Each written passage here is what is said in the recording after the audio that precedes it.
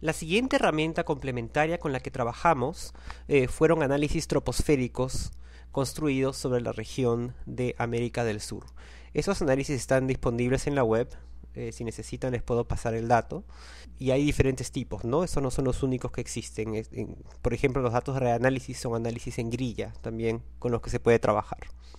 Estos análisis objetivos son construidos en base a observaciones tomadas ya sea en superficie o en altura, por ejemplo aviones, ¿no?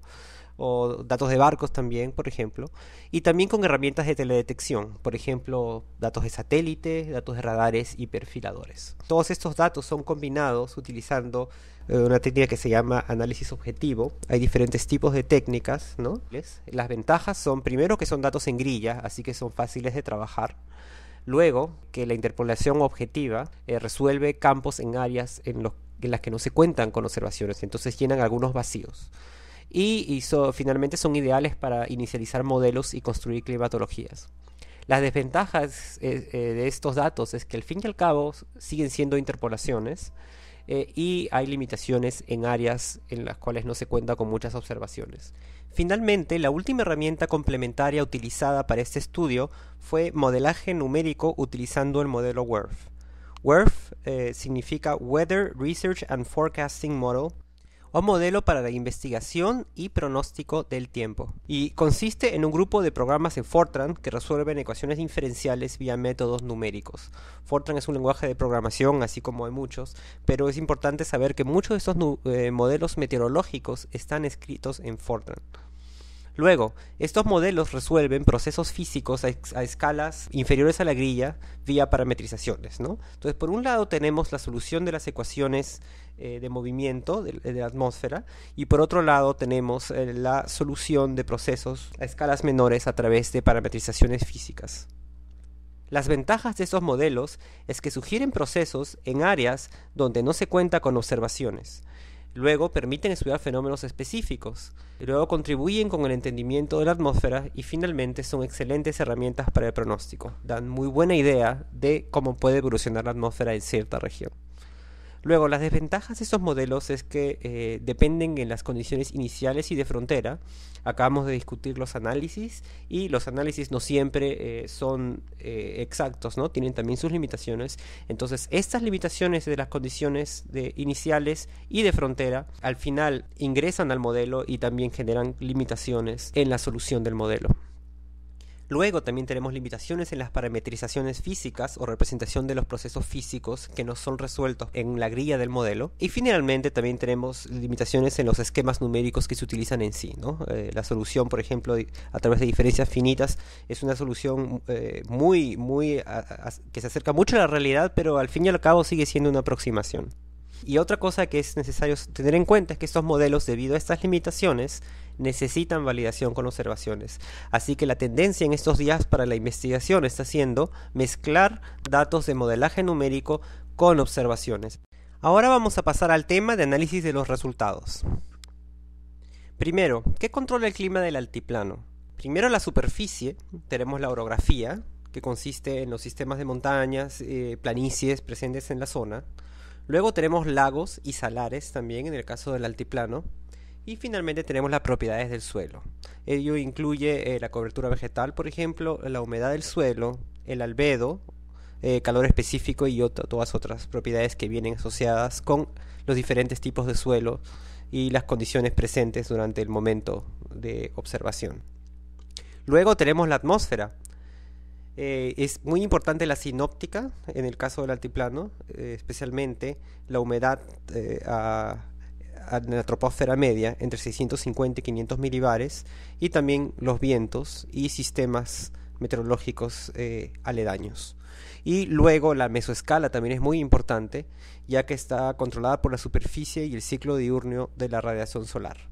En la mesoescala los efectos de las montañas y los lagos juegan un papel muy importante en la determinación de las regiones donde van a ocurrir las lluvias más intensas y otros fenómenos meteorológicos asociados.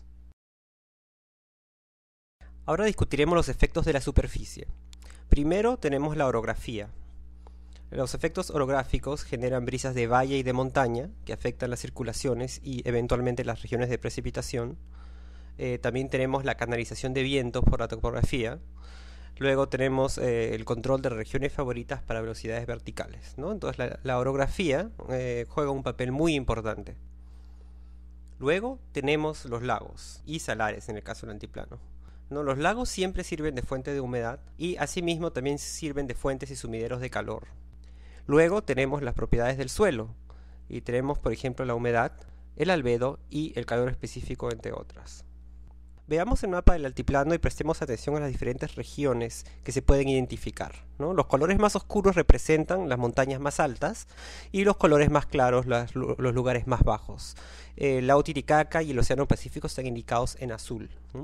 Podemos ver que en la región norte del altiplano peruano está la cordillera oriental de los Andes y en la región suroeste la cordillera occidental.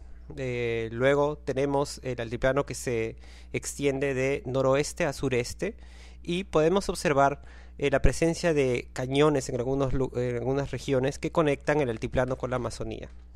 El intercambio de calor y humedad entre el altiplano y la atmósfera se da a través de flujos de calor sensible y de calor latente. Estos son controlados por los gradientes verticales y también por la velocidad del viento. Mientras más viento, más flujo, y asimismo mientras mayores los gradientes, mayor será el flujo también. Analicemos brevemente los esquemas presentados a la derecha en la diapositiva. Primero vemos el caso del día, el esquema superior, y vemos que los flujos de calor sensible son de mayor magnitud sobre la Tierra, mientras sobre el lago son menores, ¿no? Esos son en las flechas de color rojo. Asimismo vemos que la dirección de los flujos de calor sensibles son opuestas. En la Tierra el flujo es hacia arriba, mientras sobre el lago el flujo es hacia abajo, ¿no? En la Tierra básicamente se calienta tanto durante el día que el suelo transfiere calor a la atmósfera, mientras el lago tiene una temperatura que oscila entre 11 y 13 grados y durante el día la atmósfera generalmente es más cálida que el lago y los flujos son de la atmósfera hacia el lago. En el caso de calor latente o flujos de humedad, los flujos sobre el lago siempre son hacia la atmósfera y sobre tierra por lo general son hacia la atmósfera, pero esto puede variar dependiendo de la humedad del suelo, la humedad del aire, ¿no? Durante la noche, vamos al siguiente gráfico, es totalmente diferente, ¿no? En el caso de la Tierra, fijémonos primero en el calor sensible, los flujos son de la atmósfera hacia la Tierra. Y esto se debe a que la Tierra se enfría más, ¿no? La superficie se enfría más, entonces la atmósfera otorga calor a la superficie. Sobre el lago, sin embargo, la temperatura, como saben, no varía mucho entre el día y la noche y la atmósfera se enfría más, entonces los flujos son desde el lago hacia la atmósfera, ¿no? Hacia arriba, en el caso del calor sensible. Y en el caso del calor latente, continúa siendo del lago a la atmósfera. O sea, el lago siempre es una fuente de humedad. Y durante el día actúa como un sumidero de calor, pero durante la noche, que es donde ocurren las tormentas, actúa no solo como fuente de humedad, sino como fuente de calor. Y esto es muy importante para el desarrollo de lluvias sobre el lago. Ahora discutamos un poco el rol del lago Titicaca. El lago Titicaca es muy importante para la regulación de precipitaciones en la región. No solo suprime las precipitaciones durante el día en las regiones aledañas, sino que genera precipitaciones intensas durante la noche sobre el lago y en las regiones aledañas. Esto sucede debido a que el lago modifica las circulaciones en la mesoescala y asimismo actúa como fuente local de humedad. El lago genera convección nocturna todo el año, pero recordemos que la convección no necesariamente es húmeda, ¿no? En algunos casos hay convección seca. Entonces en la temporada de lluvias, cuando la atmósfera es mucho más húmeda, esta convección se vuelve húmeda y genera formación de nubosidades y precipitaciones. Y la convección húmeda es por lo general más intensa que la seca. Podemos ver en el mapa, el esquema y la fotografía en la parte superior de la diapositiva ejemplos de la convección nocturna que se observa sobre el lago Titicaca. En la izquierda es también un cálculo de frecuencias.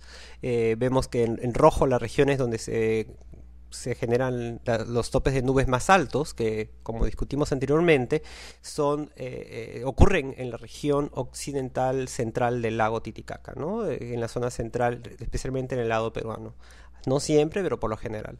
Luego tenemos un esquema de lo que sucede en superficie, efectos de las brisas de valle combinadas con las brisas del lago, que convergen sobre el lago y generan nubosidad con precipitaciones. Ahí se puede ver las cordilleras y la Amazonía en el fondo de la figura también. Y finalmente en la fotografía podemos observar una tormenta generada, una tormenta del lago generada durante la noche. Esta fotografía fue tomada por Michael Douglas durante el año 2002 y fue tomada en horas de la noche con el lente abierto, ¿no? Se pueden ver algunas estrellas y algunos botes en el lago y la convección que se ubica en la zona central del lago Titicaca. Esta imagen fue tomada desde la Isla del Sol en Bolivia apuntando hacia la zona central del lago.